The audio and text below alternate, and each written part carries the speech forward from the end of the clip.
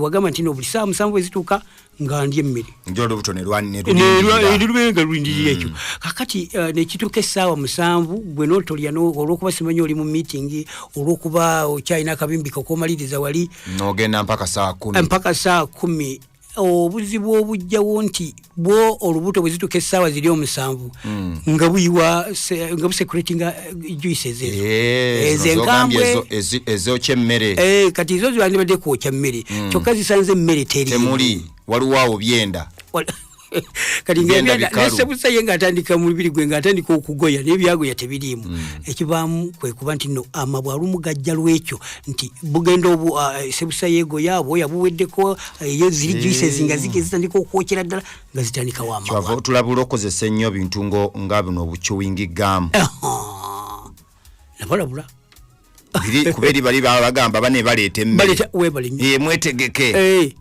wetegeke tulete mmere so teri mmere kolaki malusu merere galimu busukali kakati ng'ogenda oleeta omutawala juices nga zitandika okubeera secreted nga zifuuka ez'omutawala ekirala ne ware ndowooza situwakyogerako naye njagadde nnyo ekintu kino tukyogere ku mulundi guno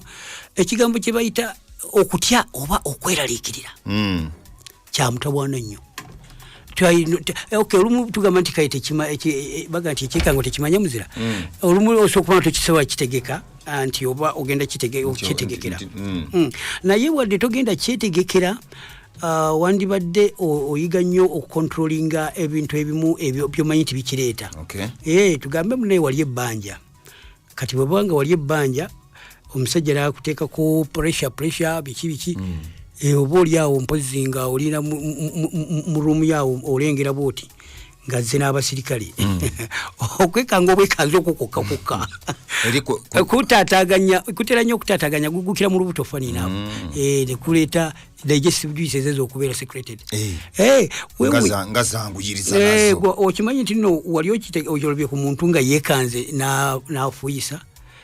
oba leekanze naddukana ebyo bintu webityo okutanaka kwamba ebyo bitera okujja ebyo ware ne fiya eri awo buli kaseera ng'ekubeeramu si nnungi era abaana bwe babatiisanga ennyo omwana n'alaba ku muntu n'atya nnyo nga yeefukira ng'atya n'ogamba alabalabi ng'omusulo ogumuyiseemu ebyo ebyekango bitera okuleeta digestive juices bambi okuvaayo nazo n'olwekyo kye baba baga nti nno okweraliikirira kuleeta amabwa gano yes patly batuufu olw'ensonga eyo gye twogeddeko n'olwekyo twayogera ku bubonero bwe twabwogerako bungi nnyo naye mpozi akabonero akatera okubeera komoni akabuzaabuza kekokuba nti nno bambi ne ulcers ababeera ne ulcers ate nabo babeera ne gaasi kakati kyoba osanga ne bali abalina gastritis gye twayogerako abalina GERD oba gastroesophageal reflux disease nabo babeera n'ekintu kyekimu n'olwekyo kyekyo lwaki kitabangula banne balowooza nti buli muntu alina gas alina ulcers so si ensonga n'olwekyo mu bubonero obulala bwe twayogerako bwe buno era njagadde wano lesoni yaffe eyongere mu maaso okwongera okulaba ku buzibu ki obulala obubeerawo singa omuntu agayaalirira okujjanjaba ulcers naddala akawuka H. pylori singa ogayalira mune okujjanjaba ulcers akawuka kona ddala notakafaako noga nti ulcers abantu baziwaanawaana ne bagamba nti nyina ki ulcers zange ate ze tomanyi nina bazowuninga tomanyi nyina ulcers naye nga kintu kikyamu zeetaaga okujjanjaba mangu waliwo obuzibu singa obubonero buno obusooka obw'okubabuukirwa munda mu lubuto okubeera ng'ofuna ebikeeto gaasi gwe twogeddeko kutandika okuboola emmere emu nga tosobodde kugirya ebyo nga bwe twabyogerako singa obusukkako n'ogenda ku point eri gye twayogera nti nno zimanyi okuleetera ekigambo ky'okusinduukirirwa emmeeme n'okutandika okusesema kikalubye ddala kikyononekedde ddala era bwe kituuka ku stage eyo awo wali kitegeeza nti no zikuze ate bwe zikula zisobola okuvaamu kansa givaamu kansa w'ebyenda era ekyo kigambo kinene nnyo abantu abalwadde era bagamba abantu abalwadde ulcers kyangu nnyo ate okufuna kokolombyenda era kokolombyenda ajja mu ngeri eyo nti nno mpola mpola otandika amabwa gano bwe gagenda gabeerawo nga tegavaawo gabira magule gabira open kitwita open source tewisiga nti waliwo ekigabiseeko ekivaamu ng'obuwuka ate obulala bujja nga bwongera okuyingira mu mabwomu nga bwongera okuleeta infection endala obwo nno bwe bukyusa DNA ey'olubuto mpolampola kati bwe mutatinga ekivaamu kwe kufuna olubuto nga lulemererwa bambi okusobola okwejjanjaba lutandika okufuna inflammations okuzimbazimba kumba okuzimba okwo si bizimba bya kuzimba kwa bulijjo nga kivaamu oleeta kansa mu byenda n'olwekyo amabwa gano getaaga okussaako essira buli olaba sayini ezo ezisese kukusesema osesema musaayi ofuluma obubi bwenyini bwofuluma bulimu omusaayi waliwo fiya nti osobola okuleeta osobola okuba nga otandika okufuna oli ku koosi egenda okufuna stomach cancer n'olwekyo ekyo eyo risiki nene nnyo ate bw'ogattamu bano bannaffe banywa ku mwenge nfuwa sigala ezo ziri risiki ebeera waggulu nnyo kubanga oleeta ebintu ebirala ebiyingiramu okukyusa ddala ekutandikira ddala okuleeta cancer cells okula n'olwekyo ebyo byandibadde byewalwa twendibadde twewala n'okusaayo nze nkiyita total negligence okutandika okulowooza nti cancer ojja kuziyowuninga otandika okugamba nti nyina cancer nyina alusaazi zange n'oba nti tofaayo kuzijjanjaba abantu bankisebo tebafaayo kuzijjanjaba basigala bannyonnyola nga bwe bateeka okulya mbudde amangu kubanga balina alusaazi biki era nze mumpe emmere kugamba babiyitanga ebyokuzanyazanya naye nga kisobola okuvaamu obuzibu obwa stomach cancer ekitegeeza kati tugende ku ngeri ki gye tuyinza okulabika nti tujjanjaba nga ojjanjaba ffe twabagamba tujjanjabisa butonde era twagala nnyo omuntu asesera ku kujjanjabisa obutonde kakati bwe tuba twogera ku kujjanjabisa obutonde twayogerera ddala nti kati ekikulu ennyo kwe kutta akawuka kano mu kusooka kwa byonna ate nno oba gwe ogamba nti okayina lewoba oba tonakwekebeza okusooka geno neweekebeza bulungi nnyo ne bakazuula naye ya sente nyingi omutwalo gumu kitundu ebiri ate kwegamba singa omala okwekebeza ne bagga nti amwekali kakutukalabi then oteeka okukola ki okwejjanjaba naye waliwo ate okugayala okumu waliwo abagamba nti akawuka mwekabuli naye tekali dangerous tekalina kubeera dangerous gwe katte sala amagezi gonna agakatta tofaayo ku ekyo kigamba nti oba kanaaba kamutawana naye twabagamba nti ebimu ku bintu ebiri natural ebitera okutta akawuka kano omubisi gw'emboga gukakasiddwa mu misomo egy'enjawulo mu research ez'enjawulo nti omubisi gw'emboga gutta akawuka kano oyogera ku mboga gyetulimye mu ngeri eyaffe ennungi yeetaaga kuba ekyokufuuyira ate saali girikomendi nze nakatono n'olwekyo kyetaaga emboga nga yalimiddwa ng'ogimanyi nti eri organic n'ebintu bye bagikozesaako okutta obuuka obugirumba biri organic eyo nnungi nnyo singa ofuna omubisi ogwo in fact kikutwalira wiiki emu yokka singa ogunywa on daily basis kamulamu omubisi ogwo ogunywe emirundi 3 oba 4 olunaku ng'onywamu akakopo ya glaasi akakopo oba kaglaasi ako bwe katyo kutwala ennaku 5 ojja kuba nga ogenze wala era osobola okukicekinga nga bambi akawuka ako kagenze naye mu bintu ebisookera ddala kwe kusiiringa amabwa oleme kufuna buzibu bwonna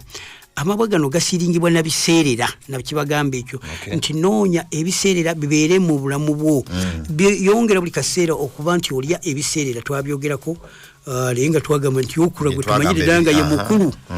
mu byonna byonna ebiseerera okula ali wala naye taro bannange naye mulungi nnyo taro kekakupa taro kalungi nnyo naddala singa okanywa mu ngeri y'amazzi so si kalya kalungi nnyo nga wabadde ofunye ensaano yaako n'ogiteeka ku mazzi agookya ne tubagamba nti nno amatooke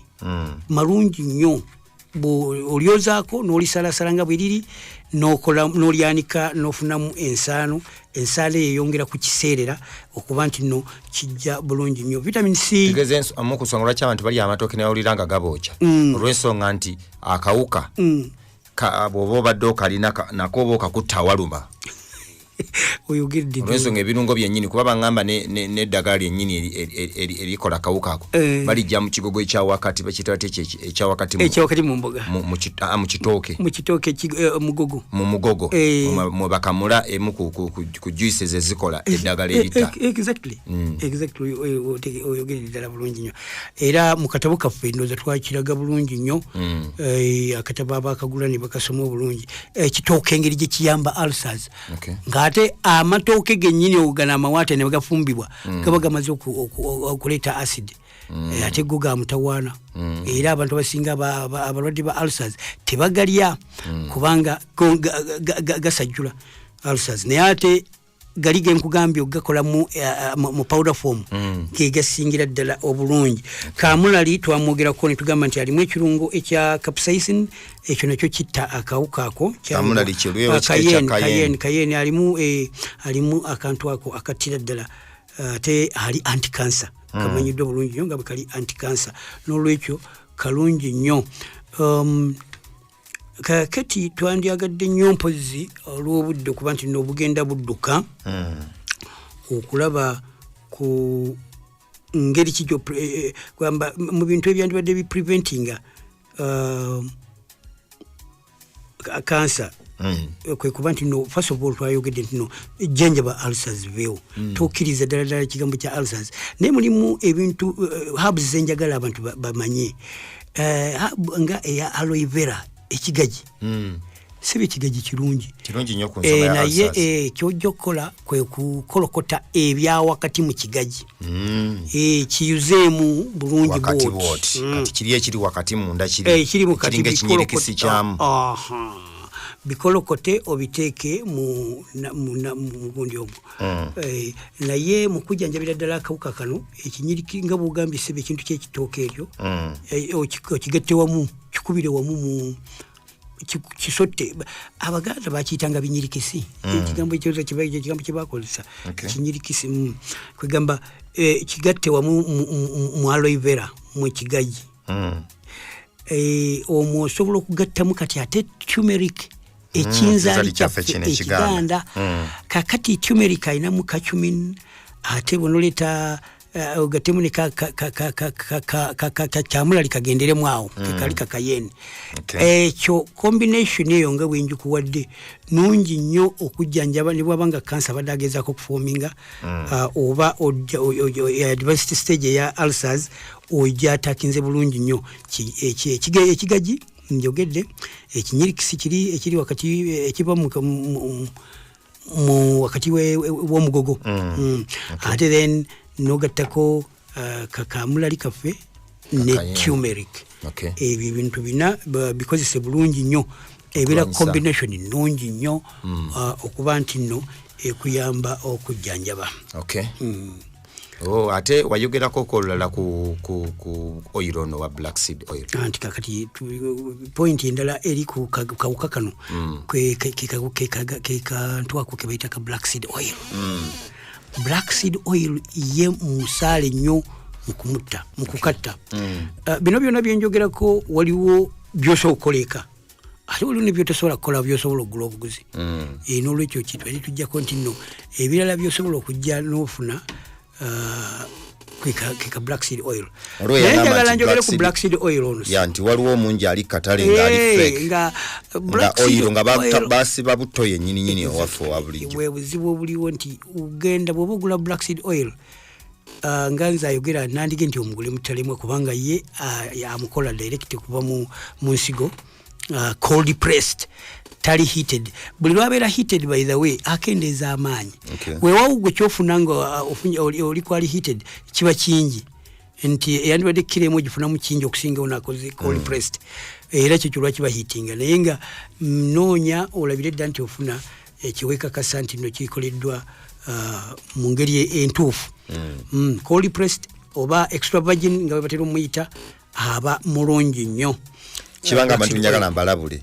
nti ne olive oil asinga obungi katale butto era oba omufunye oba nofuna omuntu omukugwamuko kakasize nti oba mutuufu olive oil asinga obungi ku katale mufu butto yennyini si olive oil you are right Uganda igenze wala mu kuyiya bayiya okay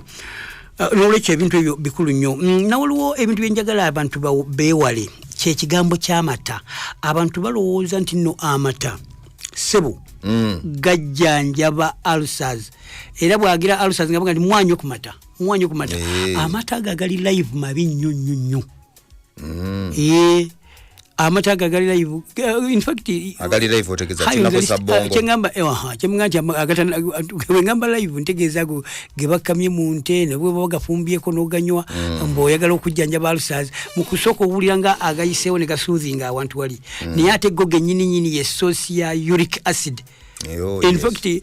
high on the list, tuinayo nyama, tuinayo dairy products. Niga amata soka agamalam. Kakati amata agafudde gaba gamaze okuseparatinga gaba ate malungi nnyo kubanga go galeta obuuka bwe tuyita probiotics. Obunno bulungi nnyo mu kujjanjaba ulcers.